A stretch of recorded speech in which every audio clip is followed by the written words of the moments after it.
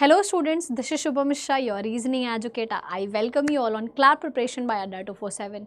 तो finally CLAT 2025 का revise result out हो ही गया। इतने सारे प्रोसेसेस के बाद, इतने लॉन्ग वेट के बाद फाइनली रिजल्ट आउट हो चुका है। अब बच्चों के दिमाग में ये चल रहा है कि किस रैंक पर मुझे कौन सा कॉलेज मिलेगा, यानी कि अगर बात करें रैंक वाइज आपको कौन सा कॉलेज मिलेगा और किस कैटेगरी के हिसाब से भी, क्योंकि क्लैट में कैटेगरी और रैंक दोनों चीज़ें कहीं ना कहीं बहुत मैटर करती हैं। उसके हिसाब से आपको रैंक और कॉलेज मिलता है। सबको टॉप 5 टॉप 10 एनएलयूज चाहिए, है ना, बट आपकी रैंक जो भी आपकी जितनी भी रैंक आई है उसके हिसाब से मैं डिटेल में बताऊंगी कौन सा कॉलेज आपको मिलेगा किस रैंक के अंदर, चाहे वो टॉप 5 हो टॉप 10 हो, या फिर अगर आपकी रैंक बहुत ज़्यादा आई है फिर भी आपको कोई सा भी एनएलयू चलेगा जिसकी रैंक बहुत बड़ी आई हुई है, तो उसके लिए भी समाधान है मेरे पास। लेकिन लास्ट तक आपको वीडियो में बना रहना होगा अपने रैंक के हिसाब से एक एक कॉलेज की जानने के लिए। चलो देखते हैं कि अगर मैं बात करूं एनएलयू बैंगलोर की तो क्या हो गई मेरी रैंक। अगर मैं जनरल कैटेगरी में हूं तो मुझे कितने नंबर पर एडमिशन मिल जाएगा मैम। देखिए, अगर आपका 102 रैंक भी आया हुआ है, क्लोजिंग रैंक है, opening rank and close, opening तो डेफिनेटली नंबर 1 है एंड क्लोजिंग रैंक आपका NLSIU बैंगलोर का 102 है। ये बात है सिर्फ जनरल कैटेगरी की। दूसरा है ओबीसी का 971, यानी कि 971 तक अगर आपकी रैंक आई है तो आपको ओबीसी मिल जाएगा। ये विदाउट कैटेगरी सर्टिफिकेट है, ये बिल्कुल प्योर वाला है, ठीक है।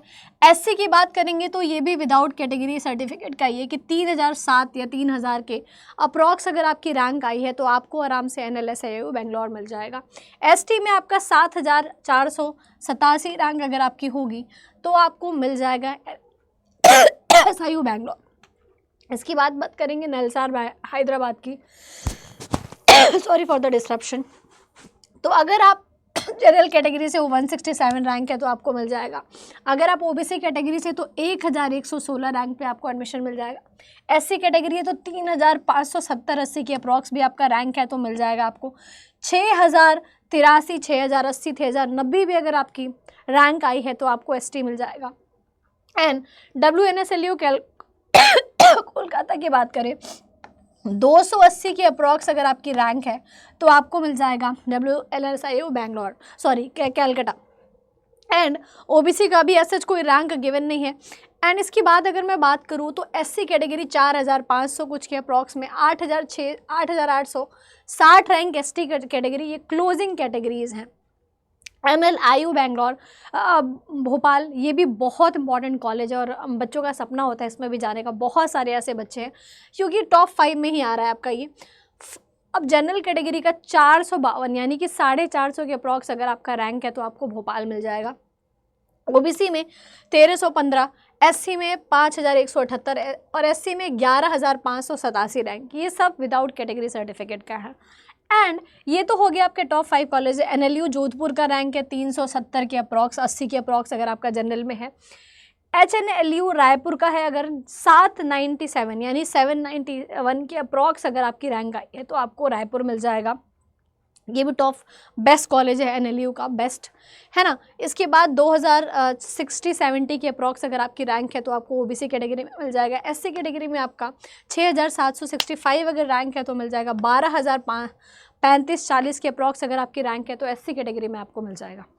एंड अगर बात करें JNLU गांधीनगर की, ये भी काफ़ी अच्छा कॉलेज है आपका, तो 464 आप देख सकते हैं। ओपनिंग इसका 8 है सिर्फ, काफ़ी इंपॉर्टेंट है ये कॉलेज, बहुत टॉप रैंकिंग का कॉलेज ये भी होता है।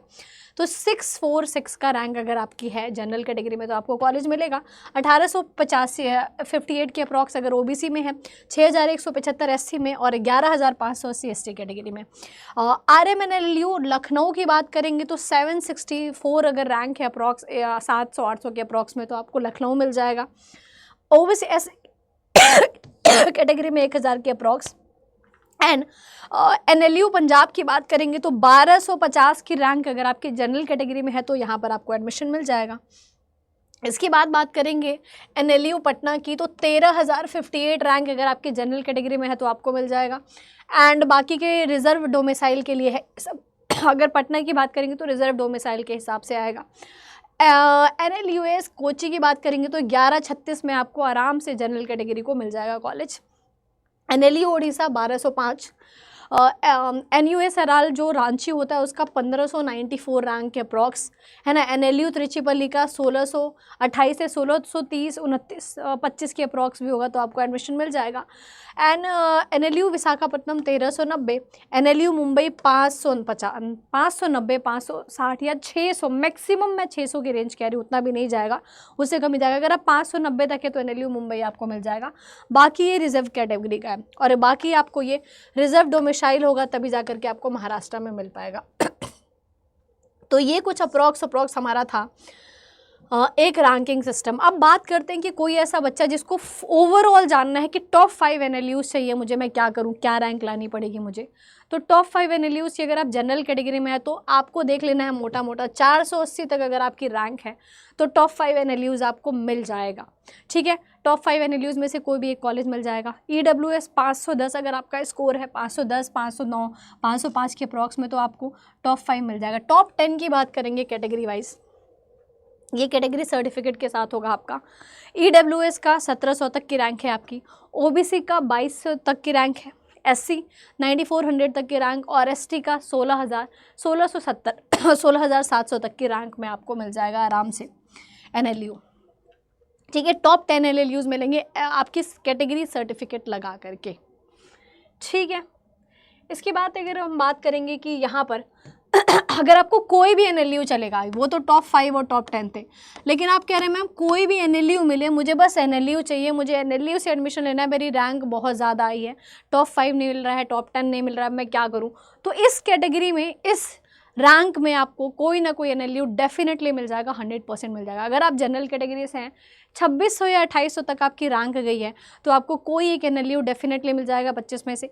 OBC कैटेगरी है तो आपका कैटेगरी सर्टिफिकेट लगा करके 3400 से 2500 के बीच में आपको डेफिनेटली मिल जाएगा। EWS में ये रैंकिंग है अगर आपकी 2900 से 30,000 के बीच में। SC में 12,800 से लेकर के 13,000 तक की अगर आपकी रैंक है तो आराम से आपको कोई भी NLU मिल जाएगा। ST में 29,950 940 से लेकर के 24,000 तक की रैंक में आपको आराम से NLU मिल जाएगा। अगर कोई भी NLU चाहिए तो ये मैंने ओवरऑल आप लोगों को आपकी रैंक वाइज बता दिया है कि कौन सा कॉलेज आपको मिल सकता है। अगर आपकी रैंक इस दिए हुए रैंकिंग के बीच में आ रही है तो डेफिनेटली आप अपना सारे डॉक्यूमेंट्स प्रिपेयर कर लीजिए। काउंसलिंग प्रोसेस हम इस पर एक वीडियो लेकर के आएंगे, आपको डिटेल में बताएंगे कि क्या काउंसलिंग प्रोसेस होता है। उसके हिसाब से अपना प्रेफरेंस फिल करके और आप बाकी के प्रोसेस को आगे फर्दर प्रोसीड कर सकते हैं जब आपका स्टार्ट होगा काउंसलिंग प्रोसेस। तो ये डेफिनेटली एक बहुत ही डिटेल सा डेटा है, ठीक है, तो you can rely on it और इसके हिसाब से अपने कॉलेज चेक कर सकते हैं।